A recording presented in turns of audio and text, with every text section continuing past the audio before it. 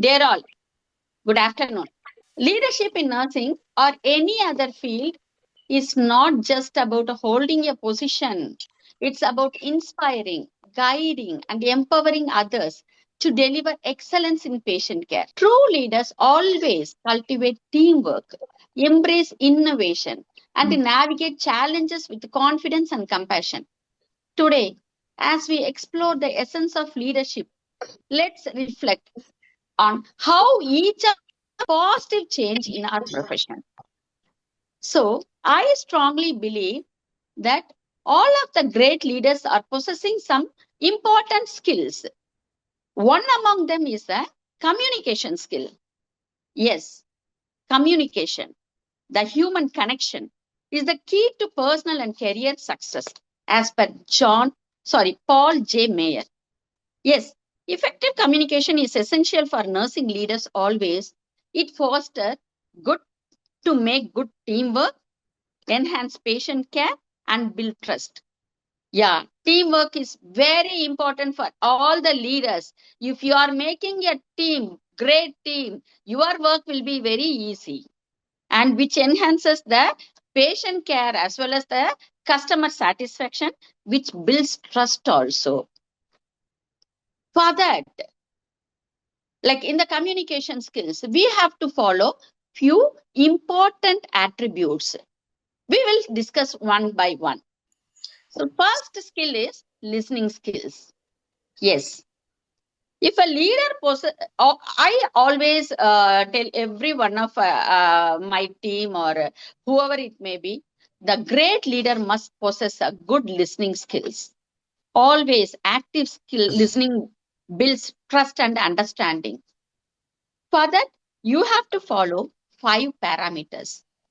Your eyes must be watching, your ears are listening, your mouth must be closed, and your body should be in upright position, and your hands are still. If you are having good eye contact with your colleague or your the opponent person or your staff when you are communicating with others, it builds strong relationship between you and the opponent person or the person who is going to talk with you will believe you, will trust you, and try to share their ideas or whatever things with you. During the communication time, when somebody is talking with you, try to avoid interruptions, because always interruptions will lead negative negative impact on others.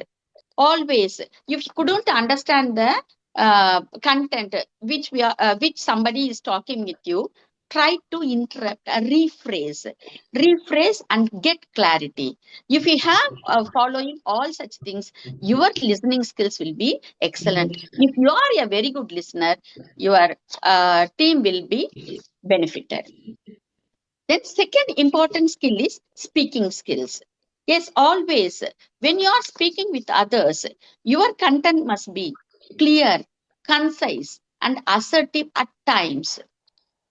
For that, you have to follow 7 C's techniques. 7 C's in the sense your speaking content must be clear. It should be in a concise manner. You should speak precisely. Don't talk much. Don't use unnecessary things. Whatever you want to talk, to the point you talk. Then it must be concrete. It must be correct always. And it should be coherent. Then when you are speaking with, please complete the conversation. The content must or sentence must be complete. Then you should follow empathetic. It should be courteous. See, sometimes people used to think that the leaders must have hard voice. They should have that what to say, like they should be very hard, they should be very rude, they should throw words, then only they'll become leaders. No, not like that, not at all necessary. You should be courteous when speaking with others. For that, you have to use simple languages. That simple languages are helping others to understand easily. Try to talk with them with their perspectives, and Your voice tone should have adjustment. Don't talk in monotonous way, and always be empathetic when you are speaking with others.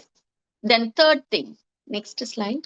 Yeah, encourage open door communication. You should have you should follow open door communication always, which promotes trust and accessibility. If you are using only closed door communication and also you are insisting your points towards the next person, that will not give a good impact on others, that no one will believe you and no one would willing to talk with you. So before talking with somebody, before you would like someone will come and talk to you, you make the environment in a comfortable environment of others, welcoming environment, and you should be approachable always.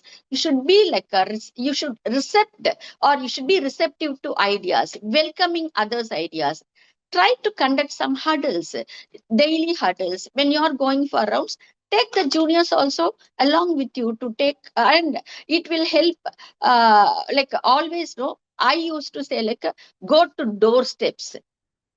Don't keep yourself in one room and take decisions. Go to doorsteps. Try to understand the end users issues, problems, and also whatever they are telling you, some at times it must be very confidential. You have to maintain the confidentiality. So a leader should be easily approachable. They are very receptive to others ideas. Don't force your ideas alone. Fourth one. The next one is non-verbal communications. At times, the non-verbal communication, like your body language, gestures, and facial expressions, convey as much as words. At times, our words cannot play a major role, but your non-verbal communication plays a major role. For that, you have to maintain good your body posture, and always when you are speaking with others, have a good eye contact.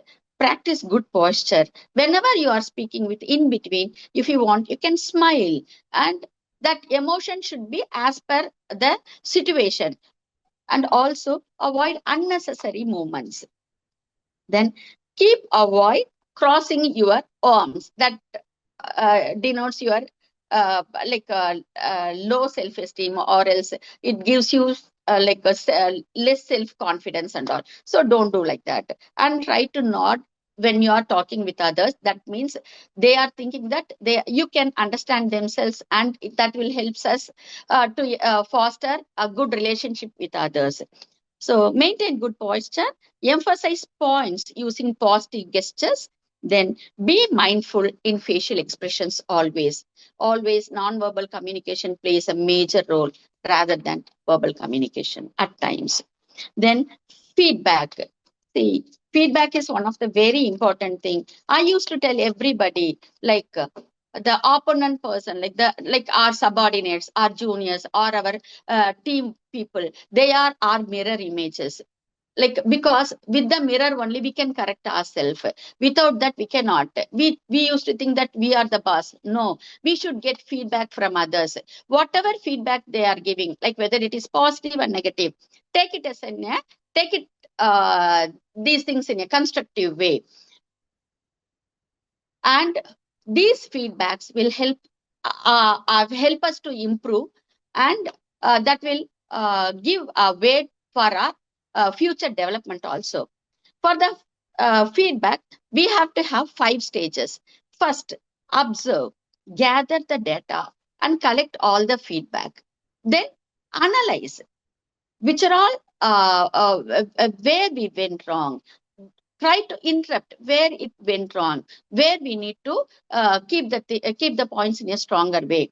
Then communicate these points with your team, and finally do can take actions to resolve all these negative or actionable things. Whatever action you are taking, that must be doable. Always it should be in actionable points.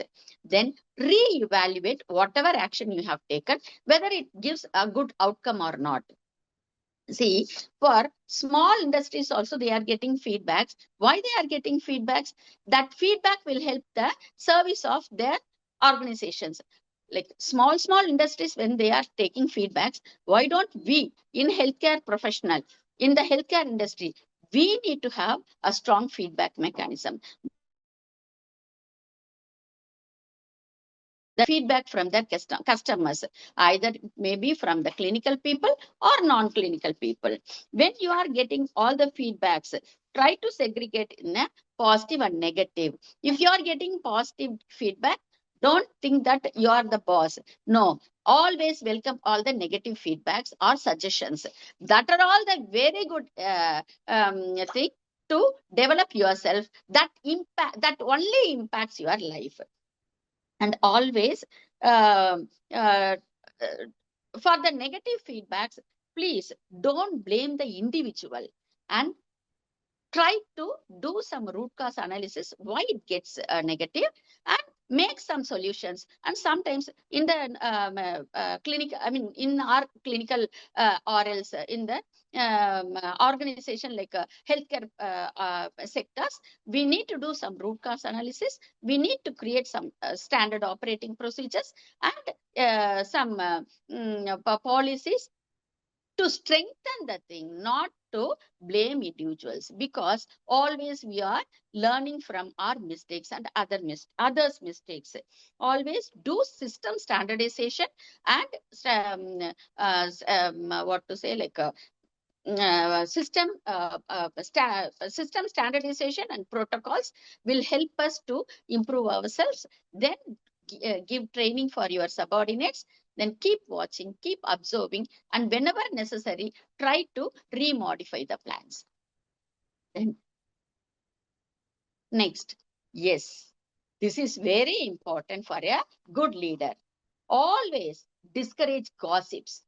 Most of the places, gossips which maintains which obstruct the professionalism and trust.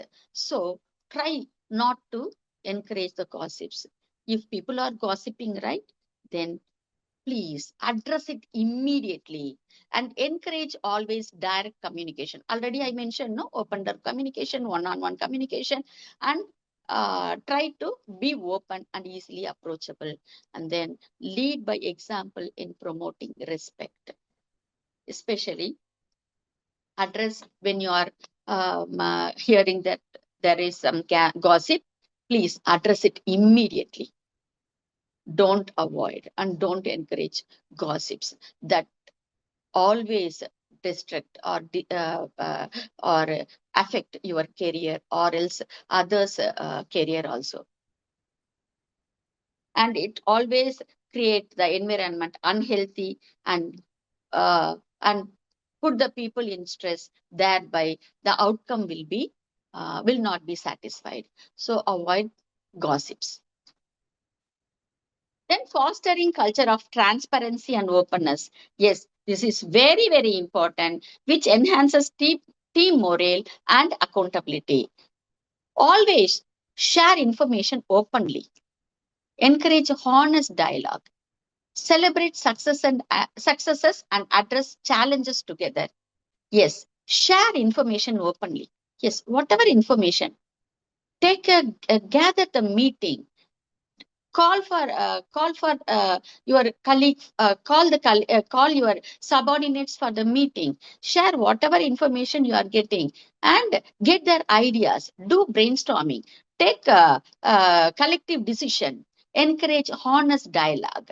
And always, when you are getting any success, celebrate with your team. If any negative challenges, then try to get their ideas and put the systems in place and try to implement some actionable things.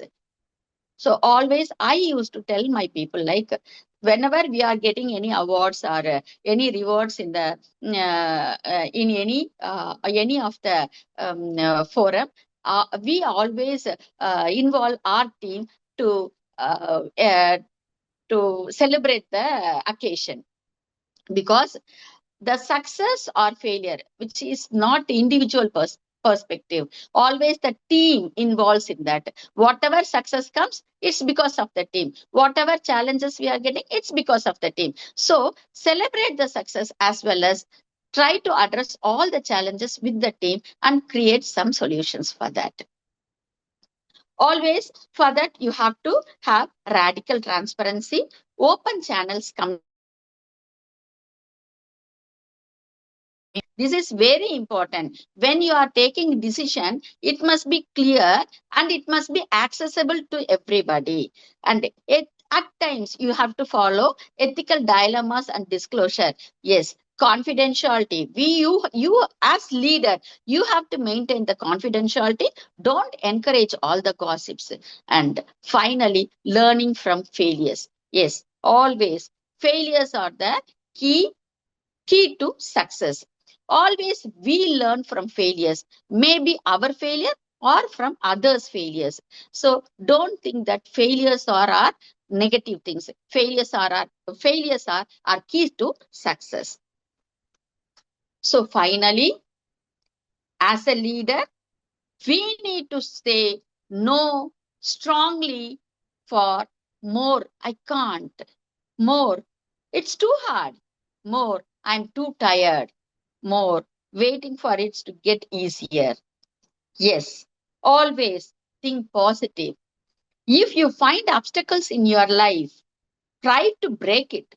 Bounce back after your failures. Learn from your mistakes and be energetic. Motivate, empower,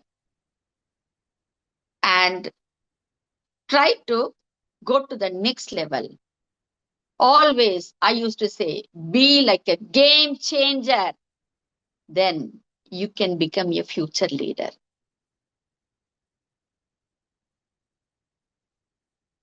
Thank you so much, ma'am. Thank you so much. That was really a very inspiring talk. And I think you started off and ended with be a game changer. I think that's the mantra for today. I think all of us should strive at whatever levels we are.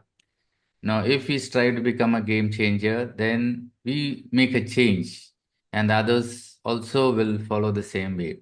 So, thank you so much for that. Very what can I say? Information as well as insightful talk on communication with for the leaders. If we have some more time, madam, we could take some Yeah, questions. yeah. And also, I have to mention one more important thing. Always leaders are thinking that they are the boss. No, this is wrong. Always give away to the juniors. Always try to build second levels. One way it is your work, and second thing, you can make many leaders. Always your concept, your goal must be to make many leaders. For empower them, give opportunities for them to grow. Try to make the situation easy. Like you give them opportunity. Try to, make them identify their negatives. Help them to make it as a positive ways. Like most of the leaders whenever they have a very good team, if the team demonstrates a very good or else if they did anything very good, the leader will project everything. Please don't do like that. Encourage the youngsters, and the experience doesn't makes a sense of having a good leader or whatever it may be. Experience is not a matter. Your skill set, competency always speaks a lot. So whenever you find a person with a sparking knowledge, with a good competency, please try to develop themselves, develop them. Identify what to say, like the scholar, the talents. See, definitely when you are going your rounds, when you are in rounds, you can see some talents, some positive things and talents in the field. So try to grab them and promote them and motivate them. Always be a motivator. And my mantra in this forum is always be like a ladder. Don't think that I should be stand in front of others.